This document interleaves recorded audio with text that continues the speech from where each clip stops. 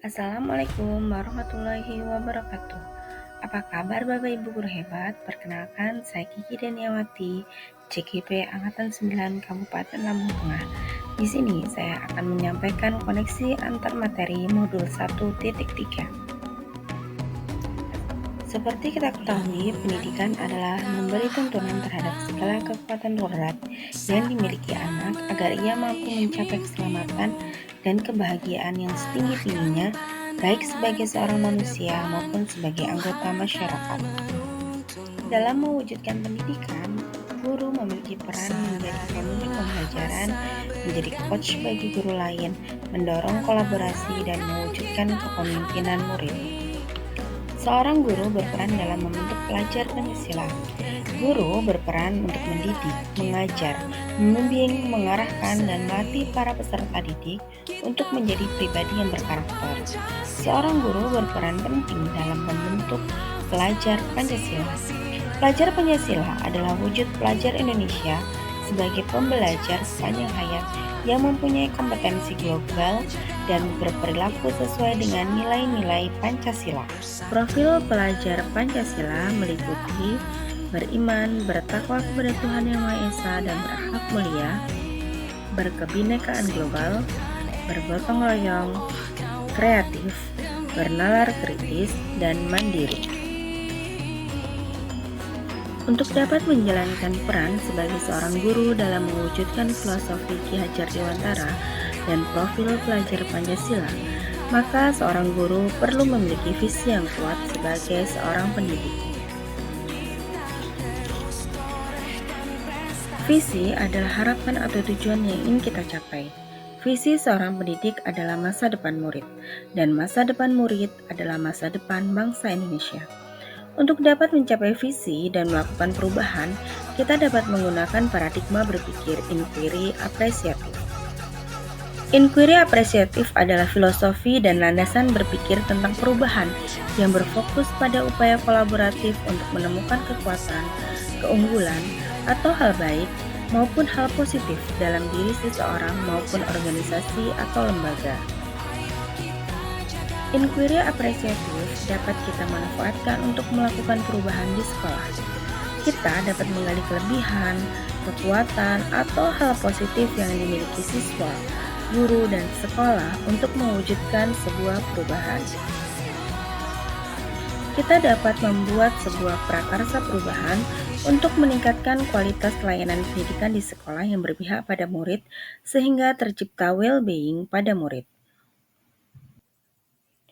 Prakarsa perubahan dapat dirumuskan melalui atap.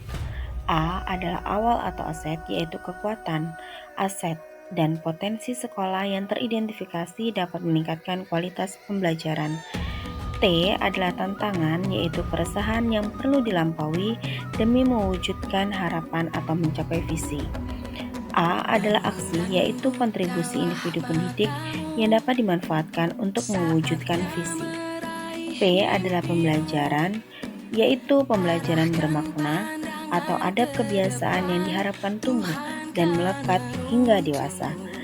Dari rumusan atap tersebut, maka kita dapat membuat sebuah prakarsa perubahan, yaitu merupakan penggambaran upaya nyata yang memungkinkan gotong royong dalam meningkatkan kualitas pembelajaran murid berbasis aset atau kekuatan melalui sebuah kalimat yang berisi kata kerja utama dan dikuatkan dengan kata atau frasa yang ada di dalam profil pelajar Pancasila. Prakarsa perubahan yang telah kita rumuskan melalui atap dapat kita implementasikan atau kita laksanakan melalui tahapan bagja. Berikut adalah visi saya sebagai seorang pendidik yang telah saya revisi.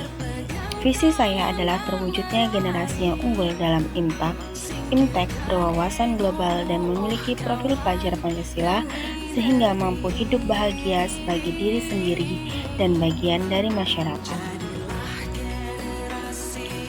Kemudian dari visi tersebut saya membuat tabel aset.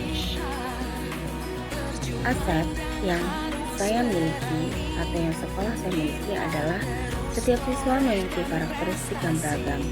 Kemudian sekolah juga memiliki sarana dan prasarana atau sumber belajar yang memadai seperti Chromebook, LCD, proyektor, sound system, serta berbagai macam alat peraga dan poster pembelajaran. Guru juga memiliki kemampuan untuk melaksanakan pembelajaran abad 21. Tantangan yang kami hadapi adalah siswa masih membutuhkan tuntunan untuk mengenali dan mengeksplor kemampuan maupun bakat dan karakteristik. Kemudian tantangan kedua adalah sarana dan prasarana atau sumber belajar belum termanfaatkan secara maksimal. Yang ketiga adalah guru belum maksimal dalam melaksanakan pembelajaran yang berorientasi pada student centered. Aksi yang dapat kami lakukan adalah membantu anak memahami karakteristik, bakat, dan kebutuhan belajar, kemudian mulai memanfaatkan sarana dan prasarana atau sumber belajar yang ada di sekolah dan setiap pembelajaran setiap hari. Kemudian juga memberikan motivasi kepada guru untuk dapat melaksanakan pembelajaran student center. Pembelajaran atau perubahan yang terjadi diharapkan peserta didik mampu memanfaatkan karakteristik yang dimiliki untuk melejitkan potensi diri, serta guru mampu melaksanakan pembelajaran teacher center sesuai karakteristik peserta didik dan mampu memanfaatkan sumber belajar yang tersedia. Berdasarkan identifikasi atap tersebut, maka saya membuat prakarsa perubahan, yaitu mengembangkan pembelajaran yang berpihak pada murid melalui pembelajaran yang berdiferensiasi.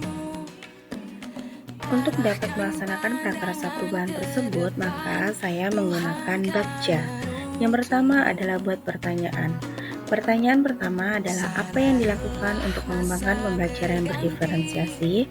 Kemudian tindakan yang dapat saya lakukan adalah menggali informasi atau literatur tentang pembelajaran berdiferensiasi. Kemudian memetakan kebutuhan belajar murid, yaitu kesiapan belajar, minat, dan profil belajar murid. Tahapan BAKJA selanjutnya yaitu A. Ambil pelajaran. Di sini saya membuat pertanyaan, siapa yang pernah melakukan pembelajaran berdiferensiasi, keterampilan apa saja yang saya miliki untuk mendukung usaha pengembangan pembelajaran berdiferensiasi, dan aktivitas apa saja yang dilakukan untuk melaksanakan pembelajaran berdiferensiasi dengan baik.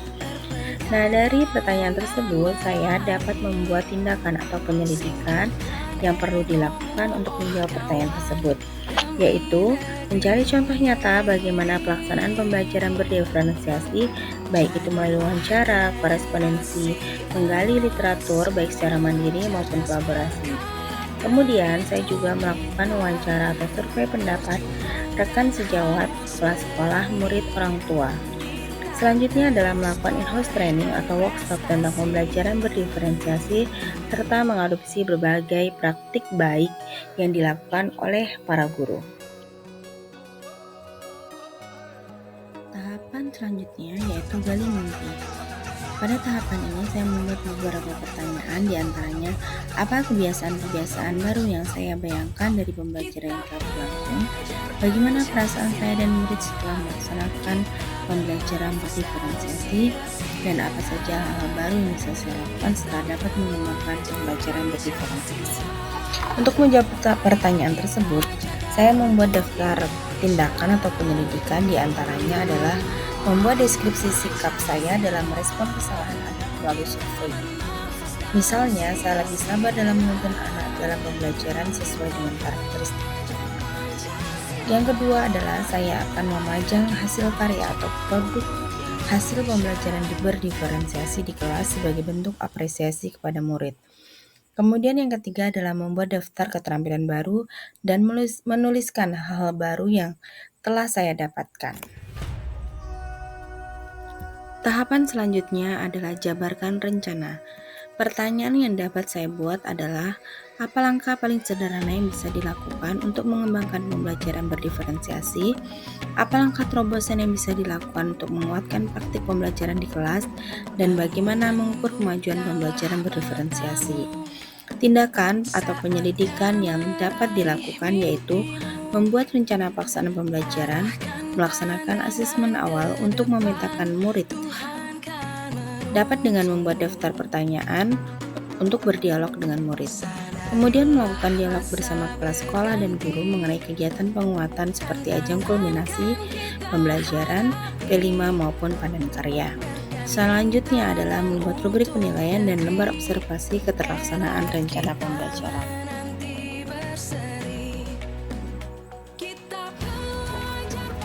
Tahapan bagja yang terakhir adalah atur eksekusi. Pertanyaan yang saya buat adalah, siapa yang bisa mengarahkan atau memantau pelaksanaan pembelajaran berdiferensiasi? Siapa saja yang akan saya libatkan dalam melakukan pembelajaran berdiferensiasi? Kapan pembelajaran berdiferensiasi mulai dilaksanakan? Bagaimana pencatatan kemajuan dalam pelaksanaan pembelajaran berdiferensiasi? Dan siapa yang akan menampung curhatan tentang kesulitan-kesulitan yang terjadi dalam pembelajaran berdiferensiasi? Nah, daftar tindakan atau penyelidikan yang dapat saya lakukan untuk menjawab pertanyaan tersebut diantaranya adalah melibatkan guru, peserta didik, rekan sejawat, dan kepala sekolah. Kemudian menuliskan jadwal untuk guru atau kepala sekolah untuk melakukan observasi pembelajaran, melaksanakan pembelajaran sesuai program perencanaan, melaksanakan penilaian berkelanjutan, kemudian berdiskusi dengan observer berkaitan dengan kesulitan yang dihadapi, dan melaksanakan pembelajaran berdiferensiasi konten, proses maupun produk menggunakan metode atau strategi dan kegiatan pembelajaran yang bervariasi sesuai pemetaan kebutuhan siswa.